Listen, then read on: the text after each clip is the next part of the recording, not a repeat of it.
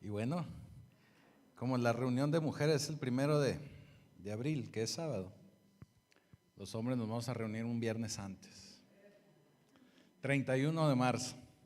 También vamos a tratar de que sea el primer viernes del mes, igual que las damas. O sea, el viernes hombres, varones, machos, greñudos, peludos. Y los sábados las damas. ¿Estamos? Pero como en esta ocasión el día primero pues cae en sábado, bueno, pues nosotros vamos a estar el 31. Ya tenemos un ratito que no nos reuníamos los varones, así que ya hace falta. Y bueno, como sé que el tiempo apremia, vamos a dar inicio. Pero primero quiero preguntarle algo, y es tipo adivinanza. ¿Cuántos científicos se necesitan para cambiar un foco? ¿Cuántos ingenieros, o póngale usted el nombre que quiera, arquitectos se necesitan para cambiar un foco? Dice la hermana que uno. ¿Quién da más? 4 dicen por allá. 1 también vuelven a decir. 1, ok. ¿Qué cree? ¿Cuántos se necesitan? 1. Pero el foco necesita querer cambiar.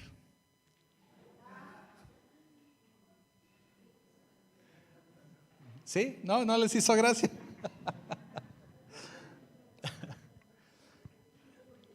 Les hice esa pregunta porque va la siguiente pregunta. ¿Cuántos libros necesita usted leer para ser sabio? 1, exactamente. Pero es necesario querer cambiar. Porque mire, estamos muy acostumbrados a leer, a consumir libros, a leer por aquí, leer por allá, ver 4823.2 prédicas al día. Pero ¿con cuál me quedo? ¿Cuál pongo en práctica? ¿Cuál verdaderamente me está haciendo cambiar de vida? ¿Cuál verdaderamente me está transformando? ¿Y cuál verdaderamente me está ayudando a ser mejor persona? Tal vez todas ellas, pero necesitamos ponerlas en práctica. Mire, no sé si usted recuerde cuando estuvo en la escuela y sobre todo cuando veíamos las clases de matemáticas. En las clases de matemáticas, y si nos vamos a lo muy básico, pues iniciamos con la suma, resta, multiplicación. Y cuando estamos aprendiendo, es necesario que yo haga muchas sumas, que haga varias restas, también muchas, y haga también muchas multiplicaciones. ¿Para qué? Para poder aprender a resolver esas situaciones. Ya posteriormente esos mismos problemas y operaciones nos las van preguntando en problemas prácticos, ¿verdad?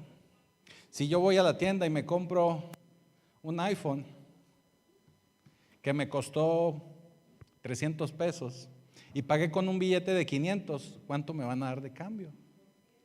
200. Pero bueno, es un ejemplo de cómo tenemos que empezar a aplicar lo que aprendemos, lo que recibimos, lo que estamos aprendiendo y poderlo aplicar. Ahorita está muy de moda en muchas escuelas, en muchas instituciones, que los niños tienen que aprender por competencia. Tienen que ser competentes de poder realizar una operación, de poder resolver algún problema. Eso se llama competencia.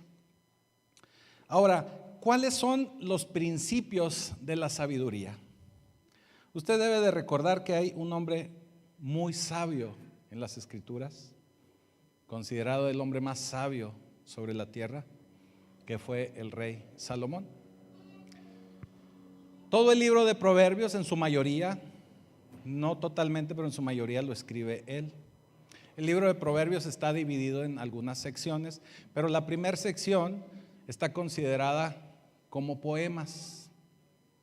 Todos los proverbios que usted lee desde el capítulo 1 como hasta por ahí del 9, a veces hay gente que dice también de que el 10, son escritos estilo poéticos, filosóficos, pero que nos dejan una gran enseñanza. Todos ellos son atribuidos al rey Salomón. Salomón tuvo una cualidad muy importante y muy hermosa delante de Dios, porque cuando él se sabe que va a ser el sucesor, que va a ser el rey, el que va a continuar el legado de David, él lo único que le pide a Dios es sabiduría. Sabiduría para poder guiar a su pueblo. Sabiduría para poder manejar esas situaciones que él sabía que iban a venir delante de él, pero que solamente con la sabiduría de Dios las iba a poder sacar adelante. Él pide sabiduría. Y cuando usted pide sabiduría, el Señor le entrega combo. Porque es como cuando usted va al cine y quiere palomitas, pero lo pide en combo, pues también le llega su refresco, le llega un hot dog, unos nachos, o ya usted de ahí escoge, pero le llega en combo. Cuando usted pide al Señor sabiduría, Él también le da gloria, le da fama y lo sustenta también económicamente, le da riqueza. Cuando usted pide sabiduría a Dios, Él la entrega. Así dice la Escritura, así nos dice Santiago. El que necesite sabiduría, pídasela a Dios. Pero hablando de Salomón, Salomón nos deja en su palabra, en la palabra de Dios, unos pilares que son unos pilares fundamentales para nuestra vida. Y son unos pilares de los cuales se hizo mención ahora que estuvo aquí con nosotros la profeta Isabel Contreras. Y creo que es necesario y es importante que repasemos cuáles son esos pilares. Pero vamos a la Escritura y vamos a leer Proverbios capítulo 9. Y vamos a iniciar a partir del versículo 1. Bájale un poquito, hijo. Te prometo que grito más para que me escuchen, pero para que no zumbe. Se lo voy a leer en Reina Valera revisada del 60, que es yo creo que la mayoría de lo que traen ustedes en sus Biblias. Y bueno, nos vamos a ir guiando con esta versión que tenemos ahí en la computadora. Y dice así, Proverbios 9:1. La sabiduría edificó su casa, labró 7 columnas. ¿Cuántas columnas labró? 7. Mató a sus víctimas, mezcló su vino y puso su mesa. Envió sus criadas sobre lo más alto de la ciudad, clamó. Dice a cualquier simple, ven acá. A los faltos de cordura dice, ven, come mi pan y bebe del vino que yo he mezclado. Deja las simplezas y vive. Anda por el camino de la inteligencia. El que corrige al escarnecedor se acarrea afrenta. El que reprende al impío se atrae mancha. No reprendas al escarnecedor para que no te aborrezca. Corrige al sabio y te amará. Da al sabio y será más sabio. Enseña al justo y aumentará su saber. Versículo 10. Ojo con este.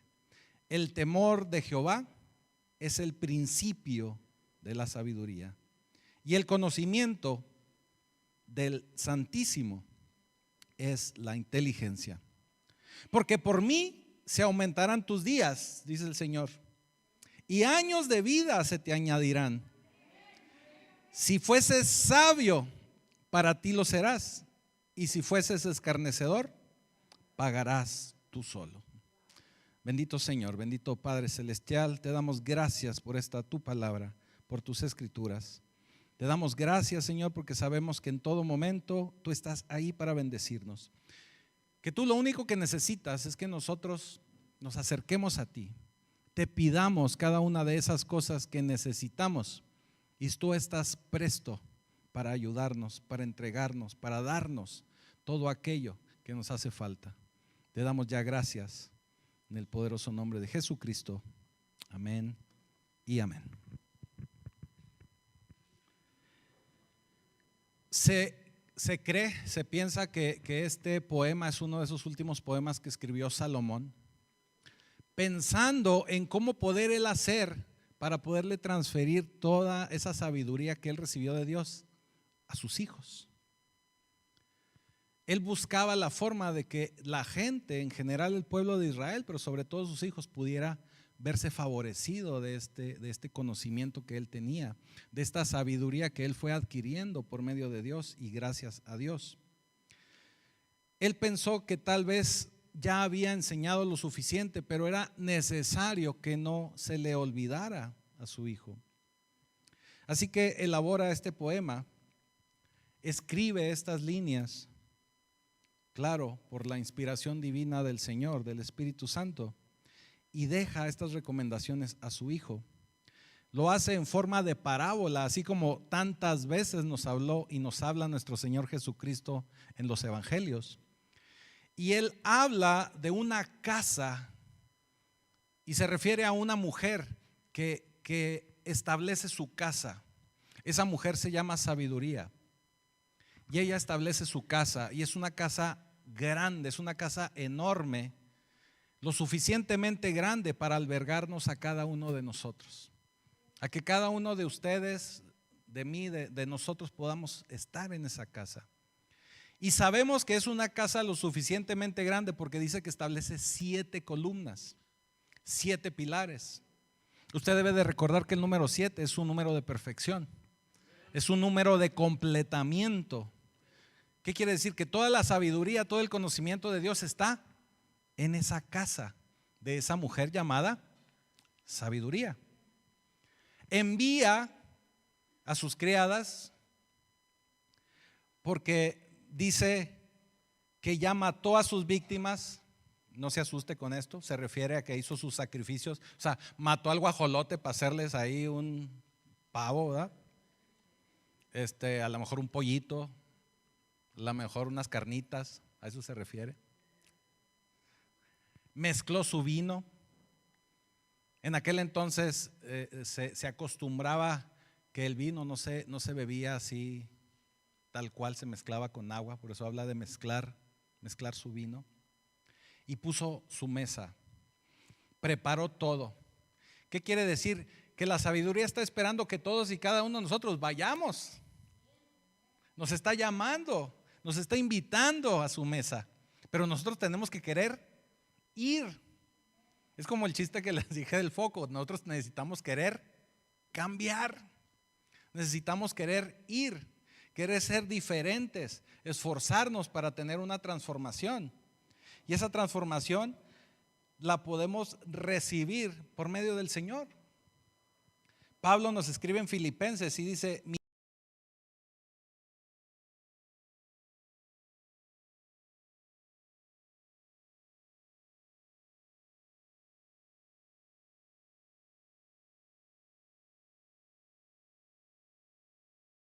hacerlo. Él no nos va a andar persiguiendo, Él es un caballero. Él no nos va a forzar a nada. Los que tenemos que iniciar el movimiento y querer hacer el cambio somos nosotros. En las Escrituras, la Biblia compara al cielo, al reino de Dios, con una comida. Y también esto lo vemos en Apocalipsis 22:17, porque dice: y el espíritu y la esposa dicen: ven. Y el que oyere diga: ven. Y el que tiene sed, venga. Y el que quiera, tome del agua de la vida gratuitamente. Está todo ahí, el Señor lo tiene preparado para nosotros, pero nosotros tenemos que querer ir. Les decía, la sabiduría envía a sus criadas para que inviten gente, y ciertamente los invitados somos todos, pero también, así como cuando usted organiza una fiesta, va a haber gente que no va a querer ir, o gente que por alguna razón no quiso ir. Gente como cuando sabemos que aquí tenemos servicio a las 11 y habrá gente que tal vez no pudo venir, y vamos a dejarlo así, no pudo venir, pero todos están invitados. Ahora, quien no viene, pues se va a perder de la comida, se va a perder de la bebida, se va a perder de la sabiduría del Señor. Hay un pasaje similar en cuanto a esto de una invitación a una comida en el capítulo 14 de Lucas. No me voy a meter muy a fondo, pero esto precisamente lo comparte nuestro Señor Jesucristo. Y en esa parábola Él habla de que un hombre muy enojado invita a sus amigos, pero sus amigos no vinieron, no fueron. Entonces le dice a sus criados, le dice a la gente: vayan, inviten a los pobres, a los enfermos, a los necesitados, a los que sí quieran venir. Eso mismo hace el Señor con su iglesia. Va a haber mucha gente de nuestra familia inclusive que vamos a invitar. ¿Y qué cree? No quieren venir. Entonces el Señor le dice: ve, invita al ciego, ve, invita al cojo, ve, invita al que sí tiene necesidad, al que sí se va a dar cuenta que aquí hay algo para él. Yo les he platicado muchísimas veces, pero los profesionistas, y lo voy a decir así, y lo digo con respeto, son los más difíciles de hacer venir a los pies de Cristo. ¿Sabe por qué? Porque piensan que tienen la vida resuelta. Porque dicen: ¿qué me van a venir a enseñar? ¿Qué me puede enseñar la Biblia? ¿Qué voy a aprender yo de Dios? Si yo ya hice un doctorado, ya hice una maestría, una licenciatura. Bueno, al revés, ¿verdad? Primero licenciatura. ¿Qué me van a enseñar? Soy un buen hombre, una buena mujer, mi familia está bien, gano bien, no le robo a nadie, no he matado a nadie. Así piensan, ¿eh? No hago daño a nadie, pago mis impuestos y no los hacemos venir a Cristo. Pero tampoco también la Escritura nos insta a no insistir demasiado. Definitivamente nos muestra que va a haber gente que no quieren venir. Entonces va a haber gente que sí. Tratemos de ir y buscar a esa gente que sí quiere venir. Y dice en el versículo 4 y 5 que leímos: dice a cualquier simple: ven acá. A los faltos de cordura: venid, comed mi pan y bebed mi vino, que yo he mezclado. Aquí nos está hablando de que no podemos seleccionar a los invitados. Nosotros tenemos que invitar a todo mundo. Ella no elige, la sabiduría no elige personas, no elige a alguien que tenga buena conversación, que sea influyente, que trabaje en el gobierno. No, Él invita a todos. Todos pueden venir. Pero los invitados, que pueden ser personas simples, tienen que empezar a tener un cambio, una transformación. Por eso es que la mujer invita, la sabiduría invita a toda esa gente, no para únicamente llenar un lugar, o no únicamente para tener una fiesta grande, sino para que todos podamos ser beneficiados y podamos tener una transformación y una mejor vida. Tenemos que ir cambiando. Esa mujer llamada sabiduría quiere enseñarnos lo que ella nos puede aportar. Porque algo que tenemos que tener muy en claro es que el llenarnos de títulos y llenarnos de libros, de lectura, no nos hace más sabios. Yo he conocido gente con maestrías, con doctorados, que realmente no son inteligentes. No tienen una inteligencia emocional, vamos a decirlo así. Podrán saber mucho en cuanto a una área, pero realmente no tienen una transformación de vida. Sus vidas las siguen viviendo de una manera que pareciera que no conocen nada. Porque también tenemos que entender que no vamos a poder ser expertos en todo. Por eso tenemos que pedirle sabiduría al Señor, que Él nos muestre y nos enseñe cómo tenemos que manejar muchas de esas situaciones. Así que también nos habla la palabra de dejar simplezas y vivir, andar por el camino de la inteligencia. Cuando nosotros nos convertimos en hijos de Dios, cuando nos convertimos en gente que sigue a Cristo, nosotros tenemos que apartarnos de las simplezas. ¿Qué es la simpleza? Las simplezas son todas aquellas cosas, a eso se refiere aquí esta porción, todas esas cosas que no van de acuerdo a los caminos de Dios. Apartarnos de nuestro mal proceder, de las cosas que no nos convienen. Tenemos que empezar a ser más inteligentes en cómo llevamos nuestra vida, nuestros caminos. Tenemos que empezar a confiar más en Dios, empezar a vivir más sabiamente. En este caso Pedro, en Hechos 3:19 lo dice de esta forma. Así que arrepentíos y convertíos. Esta palabra de la sabiduría de dejar nuestra simpleza se refiere al arrepentimiento. Y dice: arrepentíos y convertíos, dice Pedro, para que sean borrados vuestros pecados, para que vengan a la presencia del Señor en tiempos de refrigerio. Ahora también la sabiduría nos hace un par de recomendaciones y dice: no corrijas al escarnecedor, porque eso te va a generar problemas. ¿Usted ha tratado de corregir a alguien que a legua se nota que batalla para dominarse? Se genera un conflicto. Yo en alguna época di clases y el nivel más bajo que me tocó dar clases fue secundaria, gracias a Dios. Y digo gracias a Dios porque como que entre más chico el nivel se batalla más para dar clase. Pero bueno, así lo pienso yo. Pero en secundaria, créame que sufrí. Fue el nivel que más sufrí. Ya después me ofrecían clases de secundaria y no las agarraba. Yo prefería de prepa para arriba. Pero déjeme, a lo que me quiero referir es que en secundaria me tocaban unos chamacos bien vagos. Y luego les hablaban a los papás, le mandaban a hablar a los papás. Cuando llegaba el papá, usted se daba cuenta por qué el chamaco era así de vago. O porque era así de contestón o grosero, o el problema que tenga el chamaco.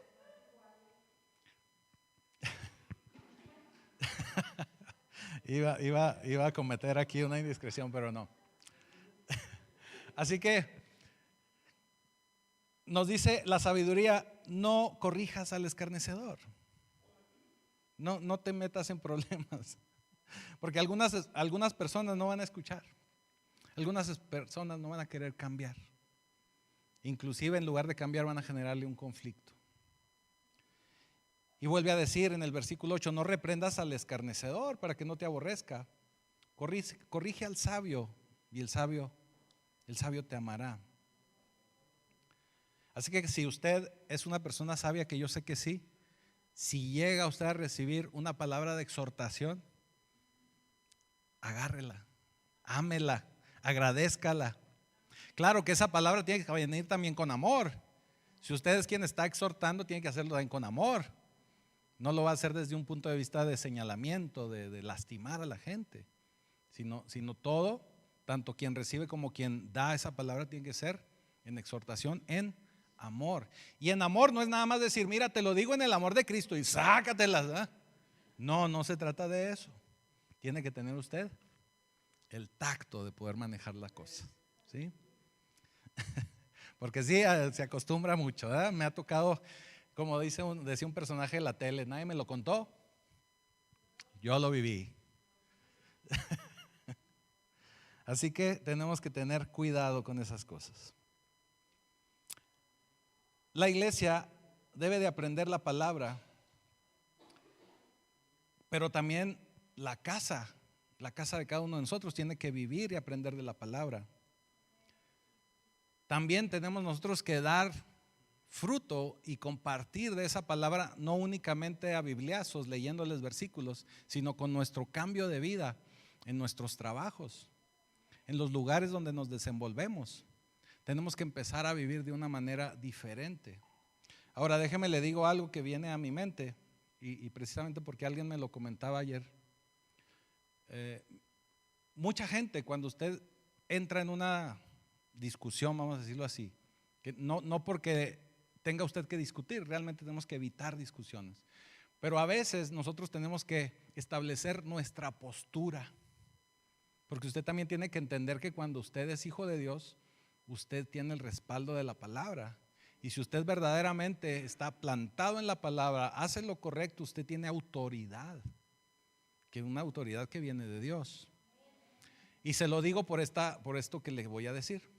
Hay mucha gente que cuando usted se planta en autoridad, mucha gente, y usted yo creo que lo ha escuchado, y le van a decir: pues no, que muy cristiano. Pues no, que eres cristiano. Pero déjeme le digo algo, no porque usted sea cristiano es agachado. Somos mansos, pero no somos mensos. Y hemos caído mucho en esa situación y en muchas iglesias lo maltratan a mucha gente, lastiman a mucha gente precisamente debido a esa mala forma de proceder.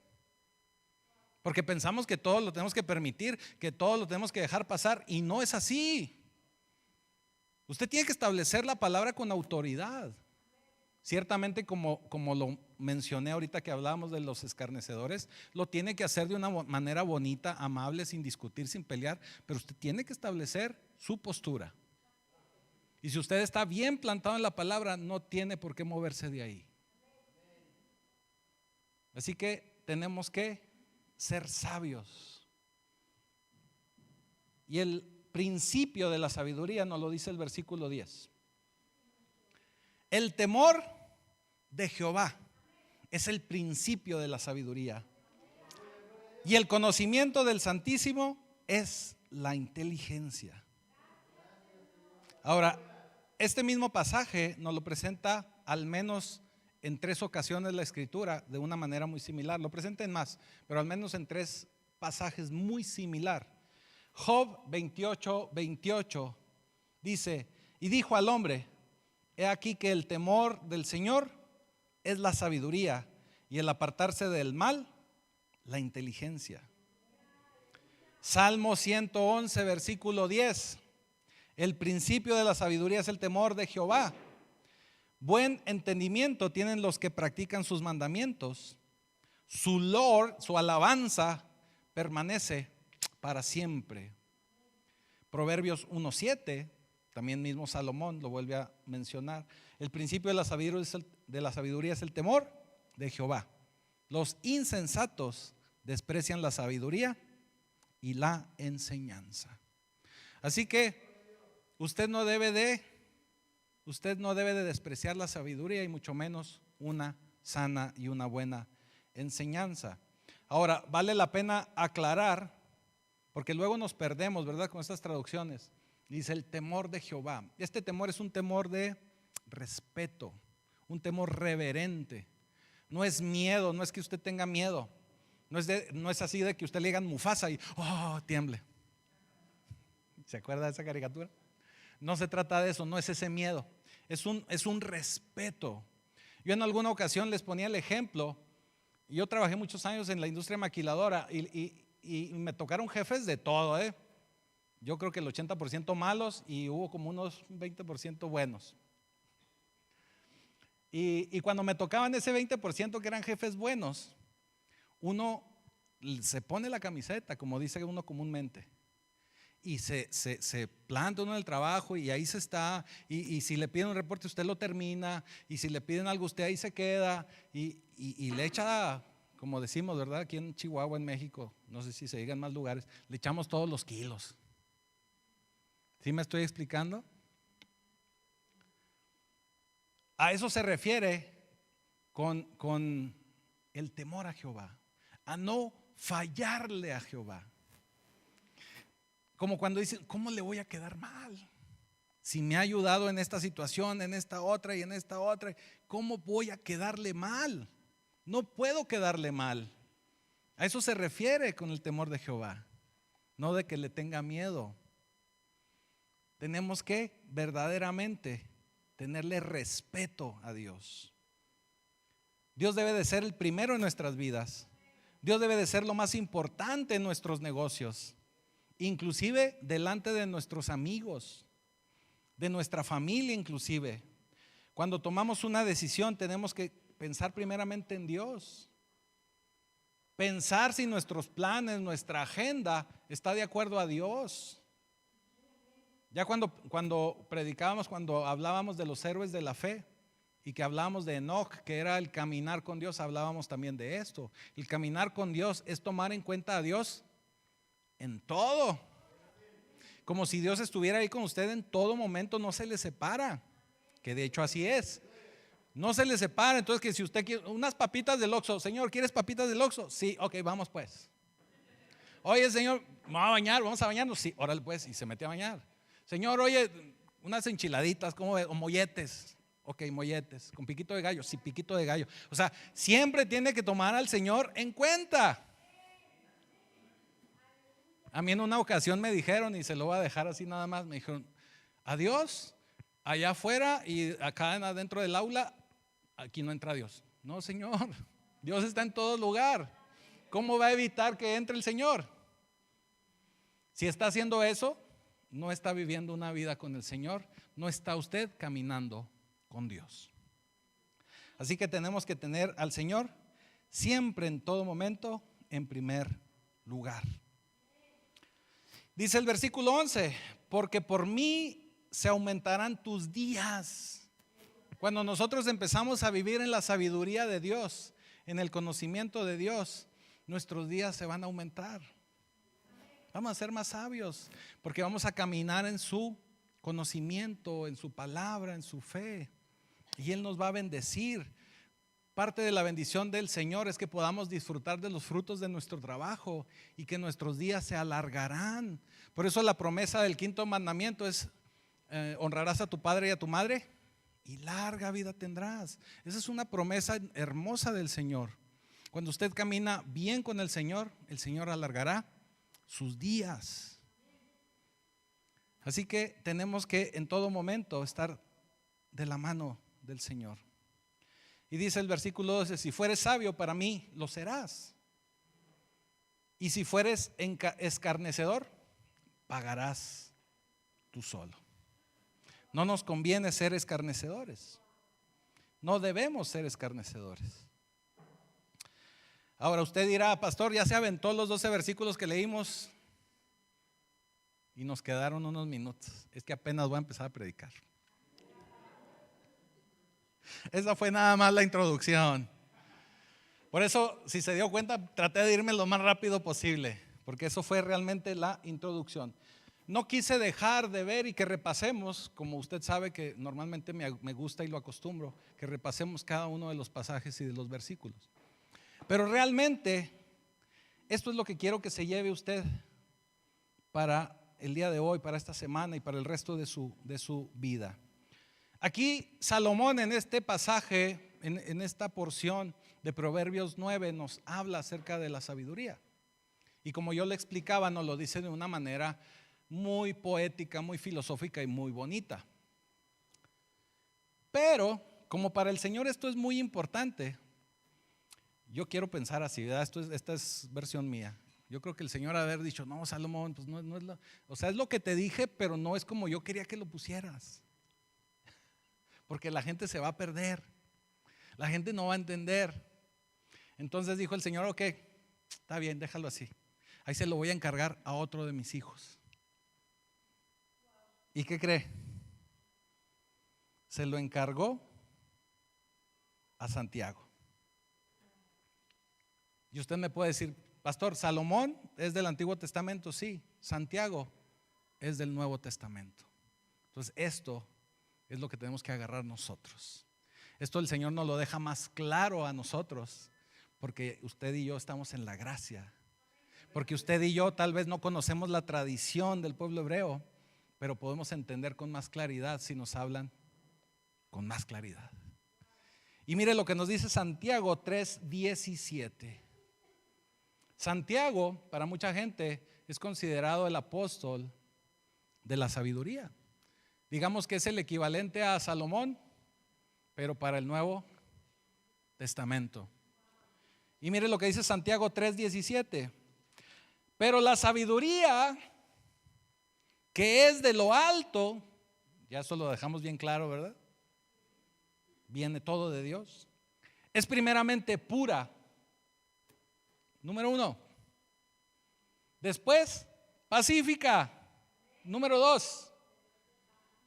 Amable. Número 3. Sigue el número 4. Benigna. Número 5. Llena de misericordia y buenos frutos.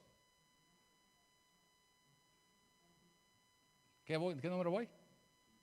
6. 7. No, ya me brinqué, ¿o qué pasó? Mira, pura, pacífica, amable, benigna, llena de misericordia y buenos frutos, sin incertidumbre ni hipocresía. 7 pilares. Estos son los 7 pilares de los que nos habla también Salomón, pero aquí de una manera más fácil de poderlos entender para nosotros. Y también me voy a tratar de ir rápido, pero vamos a ver el significado de esos 7 pilares. Yo casi creo que usted ya los debe de conocer, yo casi creo que para usted están más que claros, pero vamos a darles una repasadita. El primer pilar que usted tiene que establecer, y déjeme aclaro lo siguiente, ¿por qué son estos 7 pilares? Acuérdese que la mujer sabia, la sabiduría, establece su casa y en su casa pone 7 pilares. Estos son esos 7 pilares. Para nosotros poder ser sabios, tenemos que habitar en estos 7 pilares. Y el primer pilar es puro, pureza. Esto implica que nosotros tenemos que vivir en una santidad de Dios. Ahora, si usted es nuevo en la palabra de Dios, no se asuste con esto de santidad. No quiere decir que usted se vaya a poner ahí en una repisa y ya nada más lo van a ver. No. Santidad es vivir apartado para el Señor. Santidad es no participar de esas cosas que el Señor aborrece. Santidad, eso es lo que significa la palabra santo, ser apartado para Dios. Usted puede vivir una vida divertida, puede hacer muchísimas cosas. No piense en religión, porque una cosa es una relación con Dios y otra cosa es la religiosidad, y eso ya lo hemos explicado aquí muchísimas veces. Ser santo es simplemente caminar de acuerdo a la palabra de Dios sin caer en cuestiones que son contrarias a Dios. Usted tiene que empezar a vivir en santidad. La palabra de Dios nos habla que todo cristiano, todo hijo de Dios tiene que tener un corazón puro, un corazón limpio. Por ahí nos habla también Pablo en Timoteo acerca de eso. Nos lo habla también en Primera de Pedro. Nos habla también de tener una conciencia y una mente pura. Esto lo menciona Pablo y lo menciona también Pedro en Segunda de Pedro. Dios exige que nosotros podamos tener una pureza moral, mental, espiritual y también una sana doctrina. ¿Qué es una sana doctrina? Volver a los orígenes del Señor, no vivir en religiosidad. ¿Qué ejemplo le puedo dar de religiosidad sin meternos a religiosidad? Religiosidad es cuando usted hace algo siempre y si no lo hace ya no se siente a gusto. ¿Sí me explico? Religiosidad es cuando usted acostumbra, ¿qué le gusta? Ándale, tomarse un café a las 6 de la mañana y si no se lo tomó a las 6 de la mañana ya algo no estuvo bien en su día. Eso es religiosidad. Ya está en pecado porque no se lo tomó a las 6, se lo tomó a las 6:30. Híjole. Fíjese, sabe algo que también es religiosidad y me voy a atrever a decirlo porque tenemos que cambiar muchas cosas. En una ocasión unas personas que venían aquí a la iglesia se fueron de la iglesia. ¿Sabe por qué? Porque me decían que por qué también la comunión se la dábamos a los niños y se la dábamos a los recién llegados.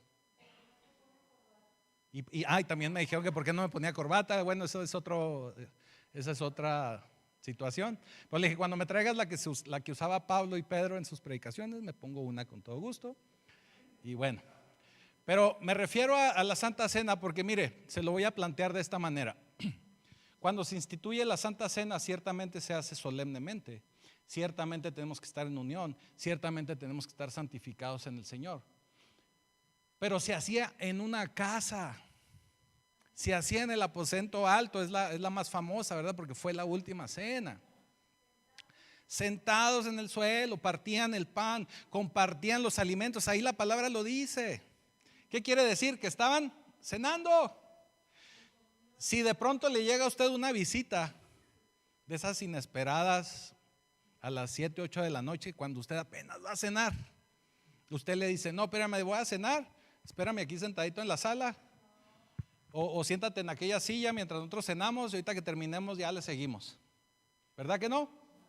¿Usted qué cree que hubiera hecho Jesús? Si usted se para ahí en el umbral, en la entrada de la puerta del aposento alto, le hubiera dicho, no, tú no, porque no eres de mis discípulos. ¿Qué hubiera hecho Jesús? ¿Verdad que no? Entonces, ¿por qué nosotros nos atrevemos a negarle una comunión, un algo que tenemos que compartir con los demás, hacerlos llegar al Señor, que puedan ser partícipes de esa conmemoración, y nos atrevemos a decirles que no? No podemos, no debemos. Pero bueno, ya se me fueron unos minutos y apenas vamos en el primer pilar. Me voy a tener que ir todavía un poco más rápido, discúlpeme. Pilar número 2, amantes de la paz. Tenemos que buscar en todo momento la paz. Bienaventurados los pacificadores, dice el Señor en Mateo, porque ellos serán llamados hijos de Dios. Tenemos que buscar la paz. No debemos ser conflictivos, no debemos de buscar pleitos ni rencillas. Hay muchas referencias a ser pacificadores. Pacificadores son los hijos de Dios, que los leímos. El fruto de la justicia se siembra en paz por aquellos que hacen la paz, nos dice también Santiago. Isaías también nos habla y dice: el efecto de la justicia es paz y la labor de la justicia es reposo y seguridad. Y vaya, hay muchas referencias. Tercer pilar, consideración. Tenemos que ser considerados con la gente, ser respetuosos, ser gentiles con las palabras, con nuestras acciones también. No podemos exigir algo que nosotros mismos no estamos dispuestos a hacer. Esto es algo como: no puedo estar yo viendo la paja en el ojo ajeno cuando yo tengo un tremendo tronco en mi ojo. No podemos señalar a nadie. No podemos señalar a nadie, aun y cuando sepamos y sabemos que están mal. No debemos hacerlo. Podemos exhortar, pero como ya le dije, tenemos que hacerlo en armonía, en amor, en paz, y en su gran mayoría de las ocasiones tenemos que hacerlo paulatinamente. Tenemos que hacerlo en amor. A menos de que sea una situación de vida o muerte, ahí sí usted tiene que ser bien tajante. Un ejemplo que se me viene para una situación así es cuando hay un marido golpeador. Con un marido golpeador usted no puede andar poco a poquito. No, ahora nomás dale 2 cachetadas, Esa patada no, porque ya eres cristiano. No. Hay pecados como ese, se me ocurre poner ese ejemplo, que usted lo tiene que dejar de tajo. Y si usted ve a un hombre abusador, usted inmediatamente tiene que frenar esa situación. O sea, hay pecados que usted no puede ir poco a poco. Yo diría que ninguno, pero al menos siendo así tajantes, ese puede ser uno de esos que sí tenemos que definitivamente ser muy tajantes. ¿Ok? Así que bienaventurados los mansos, porque ellos heredarán la tierra, dice el Señor. Pilar número 4, tenemos que ser sumisos. Y sumiso significa ser humilde, significa ser sensato. Y yo le agregaría ser enseñables. Si verdaderamente queremos ser sabios, no podemos despreciar las enseñanzas. Yo conozco mucha gente del pueblo de Dios que dice: no, esa prédica ya la escuché el 2018. Yo ya se lo oí al pastor fulanito bien gritón y bien famoso. Déjeme le digo que usted siempre puede aprender algo. Siempre puede haber algo que usted aprenda, o como decían en mis tiempos, que le caiga a usted un 20, ¿verdad? Porque a lo mejor fue una prédica que escuchó hace mucho, pero no quiere decir que la tenga dominada. O a menos de que usted todos los días camine en esa prédica, ¿verdad? Digo, no, es que me la sé al dedillo. No creo. Así que tenemos que ser enseñables. Ahora, por mucho que yo me sepa el Pentateuco y toda la Biblia, puntos y comas, no quiere decir que tampoco tenga yo toda la revelación. Ya en una ocasión lo hablábamos esto, ¿verdad? Porque la única verdad es la que viene en las Escrituras, la única verdad viene de Dios. Nosotros somos finitos, ni hemos vivido todo el tiempo, ni somos eternos, ni tenemos todo el conocimiento. Entonces tenemos que ser sumisos, humildes.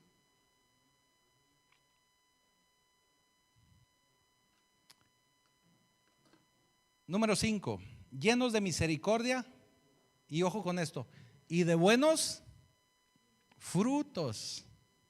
Usted sabe que la Escritura nos habla y nos dice que por sus frutos los conoceréis, ¿verdad?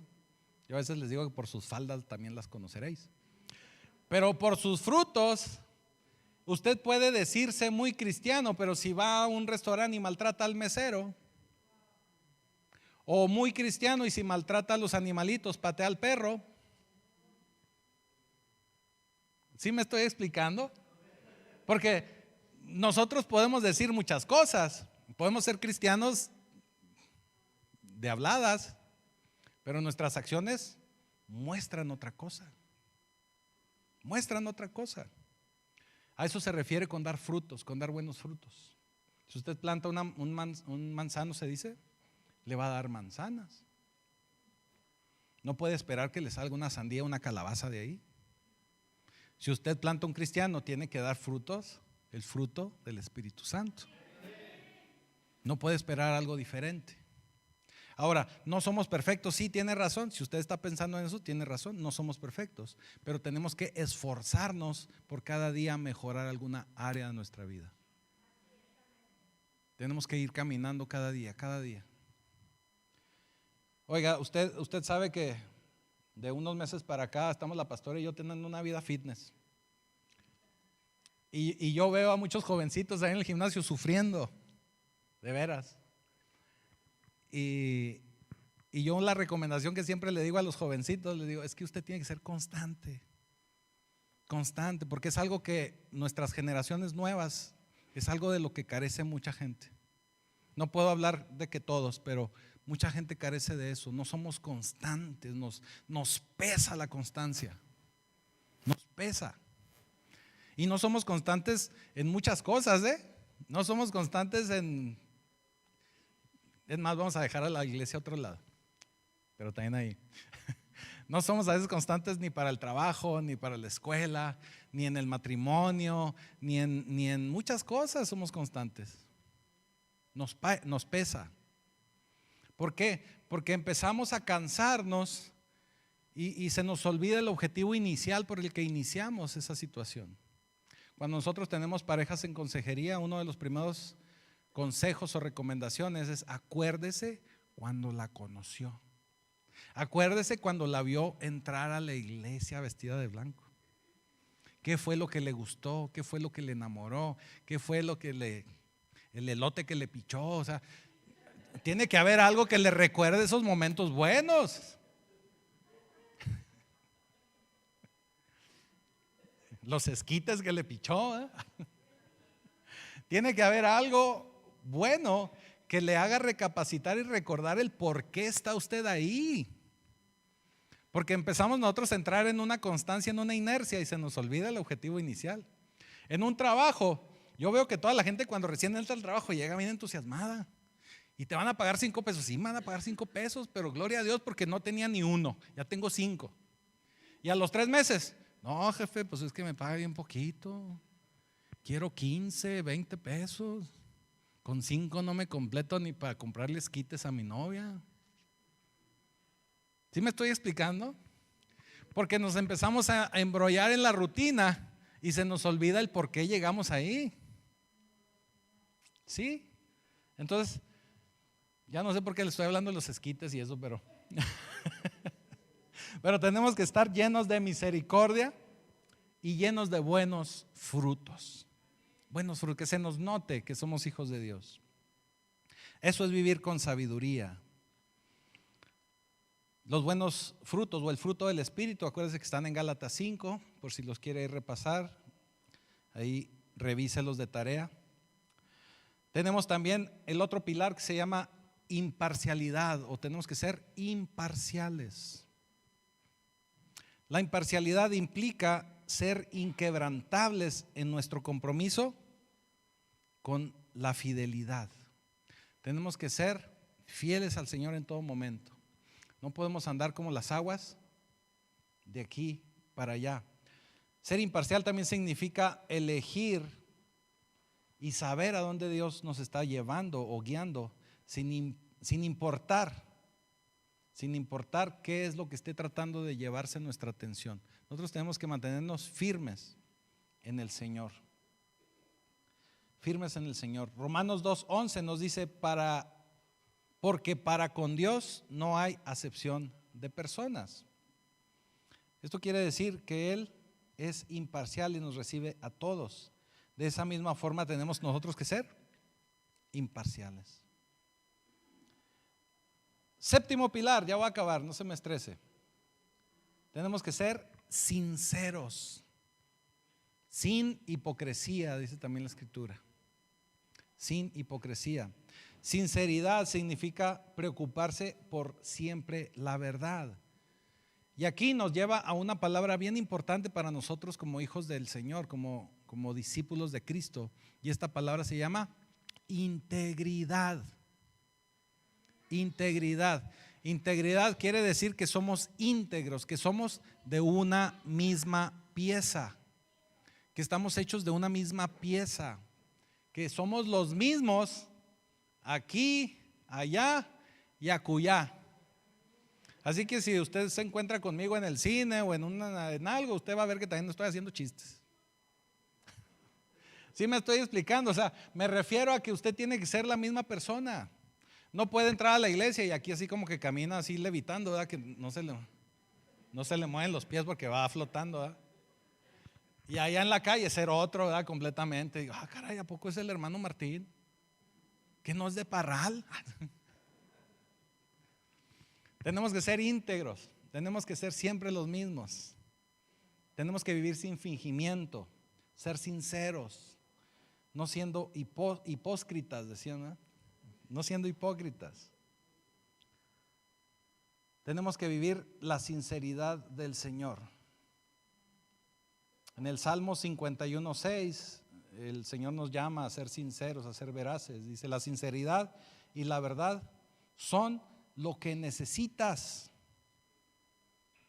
Así nos dice el Señor. Bueno, hay muchísimas referencias acerca de esto. Mismo Job habló de la hipocresía. La esperanza del hipócrita perecerá, dice Job, capítulo 8. En el capítulo 13 dice, el hipócrita no entrará en la presencia de Dios. Así, de ese tamaño. La congregación de los hipócritas será desolada. Todo esto que le estoy leyendo es nomás de Job, ahí está en Job. El inocente se levantará contra el impío. También impío puede referirse a ser hipócrita. Esto es Job 17 también. La alegría del hipócrita es solo por un momento, Job 20. ¿Cuál será la esperanza del hipócrita cuando Dios se lleve su alma? Job 27. El hipócrita de corazón atesora para sí la ira, Job 36. Todos estos que le dije están en Job. Y usted sabe que una de las situaciones que nos muestra la historia completa de Job es que tenía amigos, que al final Job es el que tuvo que orar por sus amigos, precisamente porque vivían una doble cara, vivían en una hipocresía. En el pueblo de Cristo, esto puede ser algo que nos afecte, esto puede ser algo que tenemos que estar muy alertas y muy atentos y que tenemos que tener discernimiento. Porque luego se puede acercar a nosotros alguien muy piadoso y realmente puede ser que no lo sea. Tenemos que tener discernimiento. Y precisamente para poder entender ese discernimiento tenemos que regresarnos al punto anterior, de que por sus frutos los conocerás. Ahí es como nos vamos a dar cuenta, ¿sí? Así que, bueno, tenemos que entender que estos 7 pilares son los que nos van a llenar de sabiduría. Ahora, ya me queda únicamente por hacerle reflexionar lo siguiente. Usted se puede dar cuenta que en estos 7 pilares está diciendo, ¿tienes que leerte un libro de física? ¿Tienes que leerte el libro de química? ¿Tienes que llenar el libro de Saxon de matemáticas? No, ¿verdad? ¿Qué quiere decir? Que la sabiduría precisamente viene de Dios, y la sabiduría es que nosotros podamos ser personas íntegras, cambiadas, transformadas. Y para eso, la palabra clave para poder establecer estas 7 columnas, estos 7 pilares en nuestra vida, en nuestra iglesia, en nuestra familia, en nuestra sociedad, se llama el querer cambiar, el querer ser transformados, el quererlo hacer. Por eso le decía yo, ¿cuántos científicos necesitamos para cambiar un foco? Uno, pero bueno, ahí la broma era, pero el foco tiene que querer cambiar. ¿Usted quiere ser sabio? No se tiene que leer una enciclopedia o meterse a Wikipedia todos los días o estar ahí metido leyendo y leyendo libros. Lo que usted tiene que hacer es querer cambiar y leer un solo libro. Leer un solo libro. Ahora, para nosotros poder ser una casa edificada con estos 7 pilares, el versículo clave que lo leímos al inicio es Proverbios 9:10. Proverbios 9:10. Y este nos dice así: el temor de Jehová es el principio de la sabiduría, y el conocimiento del Santísimo es la inteligencia. Así que, ¿cómo vamos a conocer o cómo vamos a saber del Santísimo? A conocerle por medio de su palabra.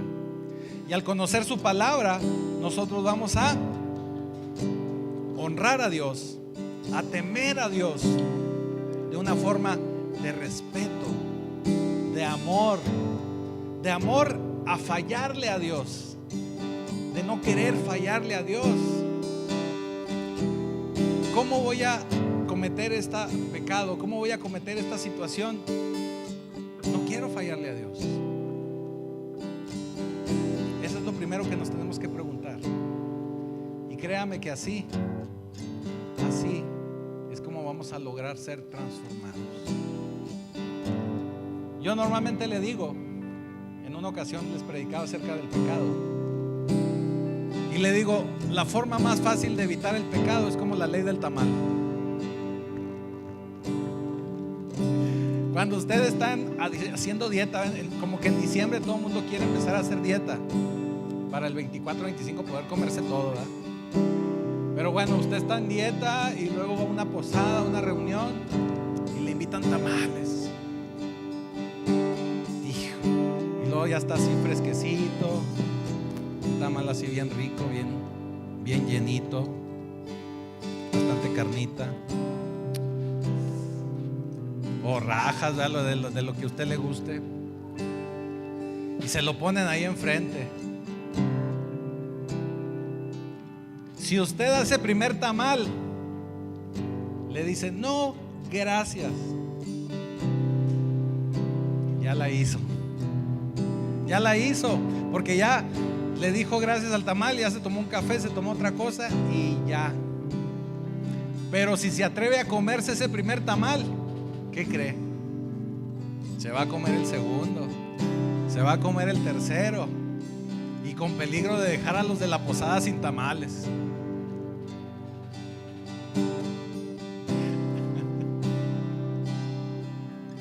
Así es el pecado. Cuando se presenta la ocasión de pecar, si usted desde la primera vez dice no, va a ser un no. Por eso el Señor dice que su sí sea un sí y su no sea un no. Porque si usted por equivocación, por error o porque lo agarró débil Satanás, cae, créame que va a caer 2 veces, va a caer 3 y puede caer hasta 4 o más. Así que tenemos que aprender a sostenernos, tenemos que aprender a cambiar. Ahora, si usted ya está en una situación que piensa que no tiene cambio, sí se puede. Porque usted tiene que recordar que en Cristo somos más que vencedores. Por aquel que nos amó, por aquel que nos ama. Y nosotros peleamos no para ganar, sino porque ya hemos ganado. Es por eso que peleamos desde la victoria. Usted tiene que ser un vencedor, pero también tiene que empezar a vivir con sabiduría. Tiene que establecer en su casa, en su oficina, en su iglesia, esos 7 pilares de los que nos habla Santiago y de los que nos habla Salomón. Usted tiene que empezar a vivir de una manera sabia, porque somos hijos de Cristo, y al ser hijos de Cristo somos más que vencedores. Póngase de pie.